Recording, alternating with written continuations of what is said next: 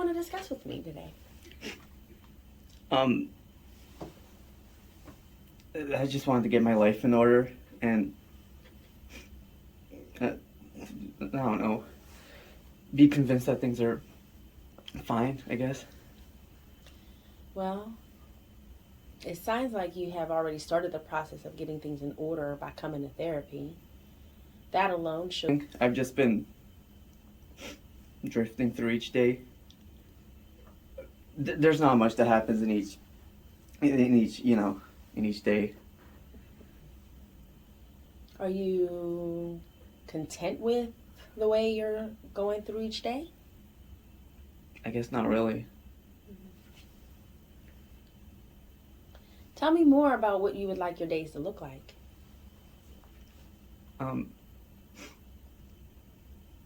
Working on a basic schedule together. Would you like to do that?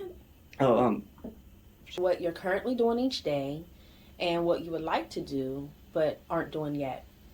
And we can use those reflections to set up some reasonable goals that you can look at and make some progress. That's a great way to break down vague and overwhelming goals into stuff that you can easily... So on the schedule I put like brush teeth, wake up, brush teeth, get ready for work, eat, sleep, stuff like that.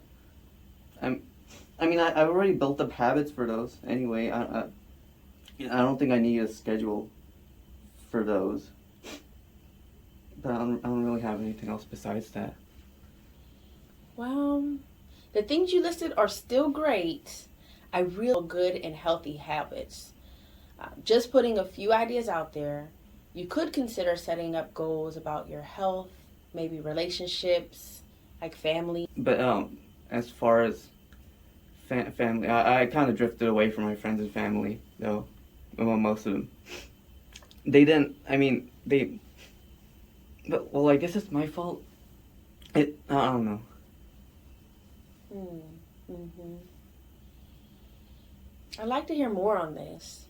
What makes you think drifting away from your family and friends is your fault? It depended on the person, I guess. Some stopped contact with me. Others, I was the one who did it. Seems like it's not entirely your fault. Are there... Well, some of my friends, they couldn't understand.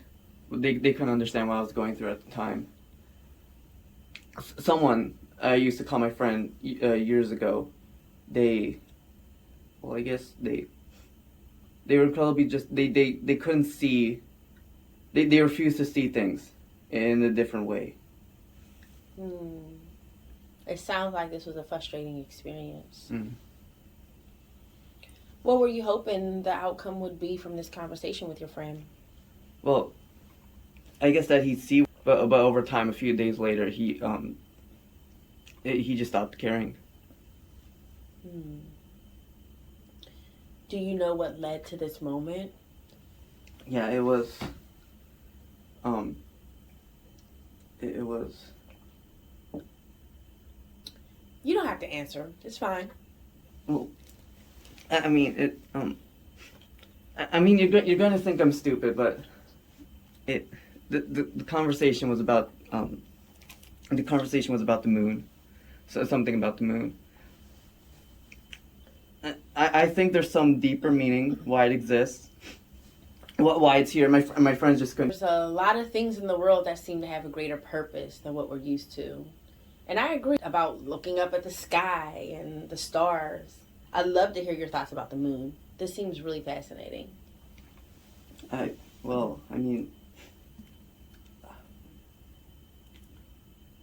Sure. It can't be a coincidence that the moon lines up perfectly with the sun during an eclipse. It can't be a coincidence that we only ever see one side of the moon all the time. Do you know what I mean? There's something. Yeah. Well, it is very interesting to think about why an eclipse might happen.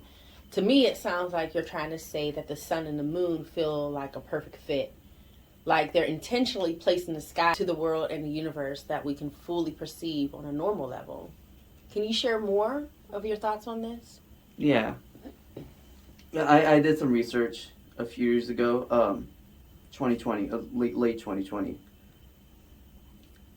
In space, the size, the angular size of both the sun and the moon in the sky are, 20, 30 arc minutes, somewhere in between there, because the sun is 400 times larger than the moon, but it's 400 times further away. Not the exact numbers, but it's just in the way they're placed, they're the same size. So when they line up, it's perfect. And on one of the only maybe. So do you think this is a sign from the universe, or do you just find it amazing that things line up in this way? I think it's a sign, maybe not from the universe as a whole, but from, I don't know, something. I keep thinking about it every day. Honestly, sometimes I don't get sleep because I either think about it at night or I'm afraid that I don't really know what I'm afraid of. It really does sound like your obsession over these questions is troubling you. So from what I can gather, it's causing you some significant problems when you can't sleep or stop thinking about the unknown. Or, well, your lack of sleep may be causing you more anxiety than normal on top of all of that. Have you spoken to a medical professional to get any treatment for your anxiety? Yeah. I'm getting refills for some pills. I think it's called psychrosilvan. Psychrosilvan, you said? Yeah. Interesting. What does it help with? It keeps me a bit calmer. Sometimes though, not all. Usually, it. I don't know. I don't know what specifically what it does. It just keeps you from spiraling further, I think. What about your insomnia? I don't know. This is a good time to talk about your thought patterns. Sometimes when people feel lost or are unsure about the meaning in life, they can begin to obsess or think about the same things over and over. Do you frequently find yourself thinking about the moon or the universe as a whole? All these big philosophical things like this? Oh, every day, yeah. I feel like I feel like to not think about it would be to just stay in ignorance over what's happening. Why I can see you're trying to put your thoughts together, and I think you're doing an amazing job. Do you feel like constantly mulling over these thoughts is what gets your anxiety and stress going? Or are you good at controlling these thoughts and letting them go? I think the anxiety mainly. This is what I think right now. I think it mainly comes from me being unable to find a specific meaning or answer or something that I like. Not really the thoughts themselves. I think, like, I feel like I should be finding something. That there's all these signs of being laid out everywhere for me to find, but I'm too just blind. I'm blind to see them. Stuff like that. Mm-hmm. To me, it sounds like you're looking for a specific, logical answer, and you're trying to figure out these mysteries you have. But when you can't, you're causing yourself stress because you're upset with yourself and your thoughts. Have I got this right? Yeah. Yeah. I feel like I'm not doing what I should be doing. Mm-hmm. A great job. You're taking a big step forward by putting your thoughts and feelings into words. This will strategies to try when you want to sleep, but your mind just keeps going in loops. Or how often do you find yourself unable to stop this cycle of thoughts? They're in the background. So I guess I can't really stop it. Sounds like it's a constant presence in your life. It sounds like your thoughts are taking up a large portion of your life, and this intrusiveness is really impacting your mental health. Is there anything you can do to interrupt these thoughts? You know, like how to redirect them or try to write their thoughts out and then challenge or confront the thoughts that they're concerning them once they have them on a physical medium?